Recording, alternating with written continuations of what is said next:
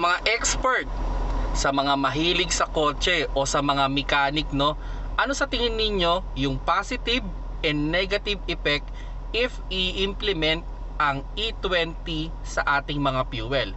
Sa ngayon mga paps, naka E10 tayo or 10% ethanol lang yung nakalagay sa ating mga fuel. Now, kung gagawin niyang E20, ano sa tingin ninyo yung positive and negative effect nito sa ating sasakyan? I-comment down below nyo mga paps, no? Yun, comment ninyo para at least mabasa natin kung ano yung positive and negative effect nito sa ating mga sasakyan. Okay, ito yung mga nabasa ko, no? The positive side about it is mas mumura yung ating fuel. Well, parang nabasa ko nga lang, parang piso lang yata per liter yung ikamumura, no?